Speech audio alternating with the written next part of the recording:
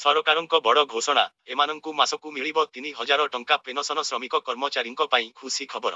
ବର୍ତ୍ତମାନ ସେମାନଙ୍କୁ ପେନସନ ସୁବିଧା ଦିଆଯିବ। ସେମାନଙ୍କୁ ପ୍ରତି ମାସରେ ପେନସନ ସୁବିଧା ଯୋଗାଇବେ ସରକାର। ଏହା ଅଧୀନରେ 41 ରୁ 45 ବର୍ଷ ବୟସର ଅସଂଗଠିତ ଶ୍ରମିକ ଏବଂ ଲୋକ କଳାକାରଙ୍କୁ 60 ବର୍ଷ ବୟସରେ ମାସିକ 3,000 ପେନସନ ପ୍ରଦାନ କରାଯିବ। ଏନେଇ ମୁଖ୍ୟମନ୍ତ୍ରୀ ପେନସନ ଯୋଜନା କାର୍ଯ୍ୟକାରୀ କରିବାକୁ ପ୍ରସ୍ତୁତି ଆରମ୍ଭ ହୋଇଛି। ଏହି ଲାଭ ପାଇବା ପାଇଁ 41 ରୁ 45 ବର୍ଷ ମଧ୍ୟରେ ଏହି ଗ୍ରେଡ ଥିବା ବ୍ୟକ୍ତିଙ୍କୁ 60 ବର୍ଷ ବୟସ ପର୍ଯ୍ୟନ୍ତ ପ୍ରତି ମାସରେ 100 ଟଙ୍କା ଜମା କରିବାକୁ ପଡ଼ିବ।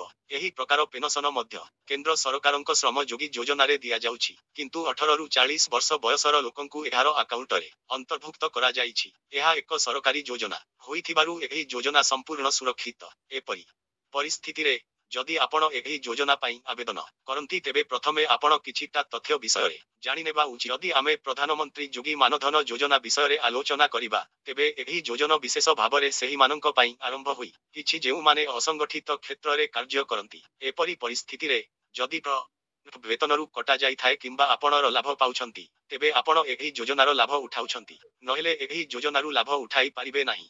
ଅନ୍ୟପଟେ ଯଦି ଆପଣଙ୍କ ବୟସ 18 ବର୍ଷରୁ 40 ବର୍ଷ ମଧ୍ୟରେ ହୋଇଥାଏ ଓ ଆପଣ ଜଣେ ଶ୍ରମିକ, ରାସ୍ତାକଡ଼ ବିକ୍ରେତା, ପ୍ରବାସୀ ଶ୍ରମିକ, କୃଷକ କିମ୍ବା ଆପଣଙ୍କର ମାସିକ ଆୟ 15,000 ରୁ କମ୍, ତେବେ ଆପଣ ଏହି ଯୋଜନା ପାଇଁ ଆବେଦନ କରିପାରିବେ। ଏହି ଯୋଜନା ପାଇଁ ଆପଣ ଯୋଗ୍ୟ ବିବେଚିତ ହୋଇପାରିବେ, ଯେଉଁଥିରେ 60 ବର୍ଷ ପରେ ହିତାକାରୀ ପେନସନ ସୁବିଧା ପାଇପାରିବେ। ଆପଣ ପ୍ରଧାନମନ୍ତ୍ରୀ ଯୋଗୀ ମାନଧନ ଯୋଜନା ପାଇଁ ଆବେଦନ କରିବାକୁ ଚିନ୍ତା କରୁଛନ୍ତି, ତେବେ ଆବେଦନ କରିବା ସମୟରେ ଆପଣଙ୍କୁ କିଛିଟା ଡକ୍ୟୁମେଣ୍ଟ ଆବଶ୍ୟକ ହେବ।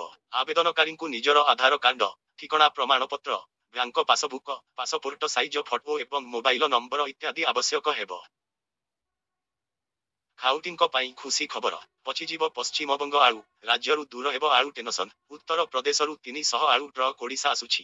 ବଜାରରେ ଆଳୁ ମହଜୁଦ ହେବା ପରେ ଦର ନିୟନ୍ତ୍ରଣକୁ ଆସିବ। ଏନେଇ ଯୋଗାଣ ମନ୍ତ୍ରୀ କୃଷ୍ଣଚନ୍ଦ୍ର ପାତ୍ର ସୂଚନା ଦେଇଛନ୍ତି। ପଶ୍ଚିମବଙ୍ଗରେ ବର୍ତ୍ତମାନ 7 ଲକ୍ଷ ମେଟ୍ରିକ ଟନ୍ ଆଳୁ ଗଚ୍ଛିତ ଅଛି। ତାଙ୍କ ଚାହିଦା ଅତିବେଶୀରେ 5 ମେଟ୍ରିକ ଟନ୍, ବାକି 2 ଲକ୍ଷ ମେଟ୍ରିକ ଟନ୍ ଆଳୁ ସେମାନେ ଅନ୍ୟ ରାଜ୍ୟକୁ ଦେଇପାରିବେ। 5 ଲକ୍ଷ ଯଦି ଅନ୍ୟ ରାଜ୍ୟକୁ ରପ୍ତାନି ନ କରିବେ ଆଳୁ ପଚିଯିବ ଏବଂ ରାଜ୍ୟ କ୍ଷତି ସହିବ। ପଶ୍ଚିମବଙ୍ଗ ସରକାର ଆଳୁ ରପ୍ତାନି ଉପରେ କଟକଣା ଲଗାଇଛନ୍ତି, ଯାହା ଫଳରେ କୋଲକାତାରୁ ଆଳୁ ଓଡ଼ିଶା ଆସିପାରୁ ନାହିଁ। ଆଳୁ ଆମଦାନୀ କମିବାରୁ ଓଡ଼ିଶା ବଜାରରେ ଆଳୁ ଦର ଘୋ ଘୋ ହୋଇ ବଢ଼ିବାରେ ଲାଗିଛି। ଯେଉଁ କାରଣରୁ କିଛି ଦିନ ତଳେ ସରକାର ଅନ୍ୟ ରାଜ୍ୟରୁ ଆଳୁ ଆଣିବା ପାଇଁ ଯୋଜନା ଚଳାଇଥିବା କହିଥିଲେ ଯୋଗାଣ ମନ୍ତ୍ରୀ। ଆଳୁ ଆମଦାନୀ ପାଇଁ ୟୁପି ଓ ପଞ୍ଜାବ ସହ ଆଲୋଚନା ଜାରି ଥିବା ମଧ୍ୟ ସେ କହିଥିଲେ। ତେବେ ଆଗାମୀ ଦିନରେ 300 ଟ୍ରକ୍ ଆଳୁ ଓଡ଼ିଶା ଆସିବ ବୋଲି ଖୋଦ୍ ମନ୍ତ୍ରୀ ରବିବାର ସୂଚନା ଦେଇଛନ୍ତି। ୟୁପିରୁ ଆଳୁ ଆସି ପହଞ୍ଚିବା ପରେ ଆଳୁ ଦର କମିଯିବ। ଚାଷୀଙ୍କ ପାଇଁ ବଡ଼ ଘୋଷଣା, ତେଲେଙ୍ଗାନା ସରକାର ଚାଷୀଙ୍କୁ ଦେଇଛନ୍ତି ବଡ଼ ସରପ୍ରାଇଜ। ଚାଷୀ ଋଣ ଛାଡ଼ କରି ନୂଆ ଅଧ୍ୟାୟ ସୃଷ୍ଟି କରିଛନ୍ତି ରେବନ୍ତ ରେଡ୍ଡି ସରକାର। ମହାବନନଗର ଜିଲ୍ଲାର ଆମିଷ୍ଟାପୁରରେ 3 ଦିନିଆ କୃଷକ ମହୋତ୍ସବରେ ଯୋଗଦେଇ ମୁଖ୍ୟମନ୍ତ୍ରୀ ଚାଷୀଙ୍କ ପାଇଁ ଘୋଷଣା କରିଛନ୍ତି। କୃଷକଙ୍କ ଉନ୍ନତି ପାଇଁ ତେଲେଙ୍ଗାନା ସରକାର ପ୍ରତିବଦ୍ଧ ବୋଲି ଏହି ଅବସରରେ କହିଛନ୍ତି ତେଲେଙ୍ଗାନା ମୁଖ୍ୟମନ୍ତ୍ରୀ। ସହିତ ରାଜ୍ୟର 3,13,897 କୃଷକ ପରିବାର ପାଇଁ ଅତିରିକ୍ତ 2,747 କୋଟି ଟଙ୍କାର ଋଣ ମଧ୍ୟ ଛାଡ଼ କରାଯାଇଛି। ଲାଗୁ ହେବ ଆୟୁଷ୍ମାନ ସୁବିଧା, 3.5 କୋଟିଙ୍କୁ ମିଳିବ ସ୍ୱତନ୍ତ୍ର କାର୍ଡ। ରାଜ୍ୟରେ ଚଳିତ ଆର୍ଥିକ ବର୍ଷରୁ ଲାଗୁ ହେବ ଆୟୁଷ୍ମାନ ଭାରତ ଯୋଜନା। ଗୋପବନ୍ଧୁ ଆରୋଗ୍ୟ ସହ ଆୟୁଷ୍ମାନ ଭାରତ ଯୋଜନାର ମିଳିତ ଏମଓୟୁ ହେବ। ଏନେଇ ସୂଚନା ଦେଇଛନ୍ତି ସ୍ୱାସ୍ଥ୍ୟମନ୍ତ୍ରୀ ମୁକେଶ ମହାଲିଙ୍ଗ। ଚଳିତ ଆର୍ଥିକ ବର୍ଷ ଠାରୁ ଗୋପବନ୍ଧୁ ଆରୋଗ୍ୟ ସହ ଆୟୁଷ୍ମାନ ଭାରତ ଯୋଜନାର ମିଳିତ ଏମଓୟୁ ସ୍ୱାକ୍ଷର ହେବ, ଯାହା ରାଜ୍ୟବାସୀଙ୍କୁ ସ୍ୱାସ୍ଥ୍ୟ ସେବା କ୍ଷେତ୍ରରେ ସହଯୋଗ ଯୋଗାଇବ। ଏହା ଲାଗୁ ହେବା ପରେ ରାଜ୍ୟର ସ୍ୱାସ୍ଥ୍ୟ ଯୋଜନା ଗୋପବନ୍ଧୁ ଆରୋଗ୍ୟ ସହ ଆୟୁଷ୍ମାନ ଭାରତ ଯୋଜନାର ମିଳିତ ଲାଭ ଉଠାଇବେ। ଯେଉଁ କେବଳ ରାଜ୍ୟରେ ରହୁଥିବା ଲୋକ ନୁହେଁ, ପ୍ରବାସୀ ଓଡ଼ିଆ ମଧ୍ୟ ଉପକୃତ ହେବେ। ଏଥିପାଇଁ 3.5 କୋଟି ଲୋକଙ୍କୁ ସ୍ୱତନ୍ତ୍ର କାର୍ଡ ଦିଆଯିବ। କାଶ୍ମୀରରୁ କନ୍ୟାକୁମାରୀ ଯାଏଁ 27,000 ହସ୍ପିଟାଲରେ ଏହି ଯୋଜନାରେ ସ୍ୱାସ୍ଥ୍ୟ ସୁବିଧା ଉପଲବ୍ଧ ରହିବା ବେଳେ ଏହି କାର୍ଡ ସେସବୁଠି ହେବ। ତେବେ ଏନେଇ ଦୁଇଟି ଯୋଜନା ଗୋପବନ୍ଧୁ ଆରୋଗ୍ୟ ସହ ଆୟୁଷ୍ମାନ ଭାରତ ଯୋଜନା ମିଶି ଗୋଟିଏ କାର୍ଡ ପ୍ରଦାନ କରାଯିବ କି ଉଭୟ ପୃଥକ କାର୍ଡ, ଉଭୟ ଯୋଜନାର ପାଇଁ କରାଯିବ ସେନେଇ କୌଣସି ସୂଚନା ମିଳିନାହିଁ। କେନ୍ଦୁଝର ବନଖଣ୍ଡର ତେଲକୋଇ ରେଞ୍ଜରେ 2 ଦଳ ହାତୀ ପଲଙ୍କ ମଧ୍ୟରେ ଗାଙ୍ଗଫାରରେ 1 ମାଇ ହାତୀର ମୃତ। ତେଲକୋଇ ରେଞ୍ଜର କନ୍ତଲେଇ ଗାଁ ଦାସିଆ ସାହି ବାଦିରଘେରା ଜମିରେ ପଡ଼ି ରହିଛି ହାତୀର ମୃତଦେହ। ଦନ୍ତା ଆକ୍ରମଣରେ ହାତୀର ମୃତ୍ୟୁ ହୋଇଥିବା ସନ୍ଦେହ କରାଯାଉଛି। ଆଇ ମୃତ ହାତୀର ଶରୀରରେ କ୍ଷତ ଚିହ୍ନ ରହିଛି। କେନ୍ଦୁଝର ବନଖଣ୍ଡ ଓ ପାଲଲହଡ଼ା ରେଞ୍ଜର 2ଟି ହାତୀ ଦଳ ମଧ୍ୟରେ ଲଢ଼ାଇରେ ହାତୀର ମୃତ୍ୟୁ ହୋଇଥିବା ବନ ବିଭାଗ କର୍ମଚାରୀ ସନ୍ଦେହ କରୁଥିବା ବେଳେ ସ୍ଥାନୀୟ ଲୋକମାନେ ମଧ୍ୟ ଅନୁରୂପ କଥା କହିଛନ୍ତି। ଆଜି ସକାଳୁ ପ୍ରାୟ 3ଟା ବେଳକୁ ଦାଢ଼ାଇଆ ସାହିର ବାଦିରଘେରା ଜମି ପାଲଟିଥିଲା ରଣକ୍ଷେତ୍ର।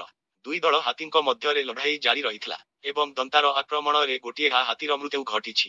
ମୃତ ହାତୀର ବୟସ 10 ବର୍ଷରୁ ଉର୍ଦ୍ଧ୍ୱ ହୋଇଥିବା ଜଣାପଡ଼ିଛି। ହାତୀ ପଲରେ ପ୍ରାୟ 60ରୁ ଉର୍ଦ୍ଧ୍ୱ ହାତୀ ଥିବା ଜଣାପଡ଼ିଛି। ଘଟଣାସ୍ଥଳରେ ହାତୀକୁ ଦେଖିବା ପାଇଁ ଲୋକଙ୍କ ଭିଡ଼ ଜମିଛି। ବନ ବିଭାଗ ହାତୀ ମୃତ୍ୟୁର ତଦନ୍ତ କରୁଛି। ପାଗଳ ବିଲୁଆ ଆକ୍ରମଣରେ 13 ଗୁରୁତର। ବାଲେଶ୍ୱର ଜିଲ୍ଲା ଭୋଗରାଇ ବ୍ଲକ ଦାହୁରଦା ପଞ୍ଚାୟତ ଅନସ୍ତ ଡେମୁରିଆ ଓ କାଶିଆ ଗ୍ରାମରେ ସକାଳୁ ପାଗଳ ବିଲୁଆ ଆକ୍ରମଣରେ 13 ଜଣ ବ୍ୟକ୍ତି ଆହତ ହୋଇଛନ୍ତି। ଗାଁର 10 ପରିବାରର ପ୍ରାୟ 13 ଜଣଙ୍କୁ ପାଗଳ ବିଲୁଆ ଆକ୍ରମଣ କରି ଗୁରୁତର କରିଛି। ଆକ୍ରମଣରେ ଶିକାର ହୋଇଥିବା ବ୍ୟକ୍ତିମାନଙ୍କୁ ଆମ୍ବୁଲାନ୍ସ ଯୋଗେ ଜଳେଶ୍ୱରପୁର ହସ୍ପିଟାଲରେ ଭର୍ତ୍ତି କରାଯାଇଛି। ଆହତଙ୍କ ମଧ୍ୟରେ 9 ଜଣ ମହିଳା ଓ 4 ପୁରୁଷ ଥିବା ଜଣାପଡ଼ିଛି। ସେମାନଙ୍କ ମଧ୍ୟରୁ 3 ଜଣଙ୍କ ଅବସ୍ଥା ସଙ୍କଟାନ୍ତର ଥିବା ସୂଚନା ମିଳିଛି। ଗାଁରେ ବିଲୁଆ ଉତ୍ପାତ ପରେ ଗ୍ରାମବାସୀ ବିଲୁଆକୁ ମାରିଦେଇଥିବା ଜଣାପଡ଼ିଛି। ପୁଷ୍ପା ରିଲିଜ ପୂର୍ବରୁ ହିଁ ସୃଷ୍ଟି କଲାଣି ଝଡ଼। 1000ରୁ 1800 ମଧ୍ୟରେ ମିଳୁଛି ଟିକେଟ। ପୁଷ୍ପା ଦ ରାଇଜ ଫିଲ୍ମର ଆଗାମୀ ପାର୍ଟ ପୁଷ୍ପା ଦ ରୁଲ ପୁଷ୍ପା 5 ଡିସେମ୍ବରରେ ସିନେମା ହଲରେ ରିଲିଜ ପାଇଁ ପ୍ରସ୍ତୁତ ଅଛି। ମୁମ୍ବାଇ, ଦିଲ୍ଲୀ, ବେଙ୍ଗାଲୁରୁ ଏବଂ ଚଣ୍ଡିଗଡ଼ ଭଳି ସହରରେ ଫିଲ୍ମର ଆଡଭାନ୍ସ ବୁକିଂ ଆରମ୍ଭ ହୋଇସାରିଛି। ହାଇଦ୍ରାବାଦ ସହ ଚେନ୍ନାଇ ଏବଂ କୋଚିରେ ବର୍ତ୍ତମାନ ଆଡଭାନ୍ସ ବୁକିଂ ଆରମ୍ଭ ହୋଇନାହିଁ। ଦିଲ୍ଲୀରେ ଟିକେଟର ମୂଲ୍ୟ 1800 ଟଙ୍କା ପର୍ଯ୍ୟନ୍ତ ପହଞ୍ଚି ସାରିଛି। ମୁମ୍ବାଇ ଏବଂ ବେଙ୍ଗଲୁରୁରେ ସବୁଠୁ ମହଙ୍ଗା ଟିକେଟ 1600 ଟଙ୍କା ଏବଂ 1000 ଟଙ୍କାରେ ବିକ୍ରି ହେଉ। ବର୍ତ୍ତମାନ ଏହି ଫିଲ୍ମର ଆଡଭାନ୍ସ ବୁକିଂକୁ ବକ୍ସ ଅଫିସ ରେକର୍ଡ ଭାଙ୍ଗିର ସମ୍ଭାବନା ବନାମାନ ଦେଖିବାକୁ ମିଳିଛି। ରାଜଗାର କରିଥିବା ଚଳିତ ବର୍ଷ 2024ର ସବୁଠୁ ଅଧିକ ଫିଲ୍ମ ପ୍ରଭାସଙ୍କର କକି ଅଟେ। ବର୍ତ୍ତମାନ ପୁଷ୍ପା ଏହି ଫିଲ୍ମର ରେକର୍ଡ ମଧ୍ୟ ଭାଙ୍ଗିପାରେ ବୋଲି ଅନୁମାନ କରାଯାଉଛି। ତେଲେଙ୍ଗାନା ସରକାର ଅଫିସିଆଲ ରିଲିଜର ଗୋଟିଏ ଦିନ ପୂର୍ବରୁ 4 ଡିସେମ୍ବରରେ ଫିଲ୍ମ ସ୍କ୍ରିନିଂର ଅନୁମତି ଦେଇଛନ୍ତି। ସିଙ୍ଗଲ ସ୍କ୍ରିନ ଏଟର ଏବଂ ମଲ୍ଟିପ୍ଲେକ୍ସ ଦୁଇଟିରେ ଉପଲବ୍ଧ ବିଶେଷ ଶୋ 9:30ରେ ଆରମ୍ଭ ହେବ। ଏଟର ମାଲିକମାନଙ୍କୁ 4 ଡିସେମ୍ବରରେ ଏହି ବିଶେଷ ଶୋ ପାଇଁ ଟିକେଟର ମୂଲ୍ୟ 800 ଟଙ୍କା ପର୍ଯ୍ୟନ୍ତ ବଢ଼ାଇବାର ଅନୁମତି ରହିଛି। ଫିଲ୍ମର ରିଲିଜ ଦିନ ତେଲେଙ୍ଗାନା ସରକାର 5ଟି ନିୟମିତ ଶୋ ବ୍ୟତୀତ ରାତି 1ଟା ଏବଂ ସକାଳ 4ଟାରେ 2ଟି ଅତିରିକ୍ତ ସ୍କ୍ରିନିଂର ଅନୁମତି ଦେଇଛନ୍ତି। ରିପୋର୍ଟ ମୁତାବକ ଏହି ଅତିରିକ୍ତ ସ୍କ୍ରିନିଂ ପାଇଁ ସିଙ୍ଗଲ ସ୍କ୍ରିନ ଏଟର ଗୁଡ଼ିକୁ 8 ଡିସେମ୍ବର ପର୍ଯ୍ୟନ୍ତ ଟିକେଟର ମୂଲ୍ୟରେ 150 ଟଙ୍କା ପର୍ଯ୍ୟନ୍ତ ବଢ଼ାଇବାର ଅନୁମତି ଦିଆଯାଇଛି।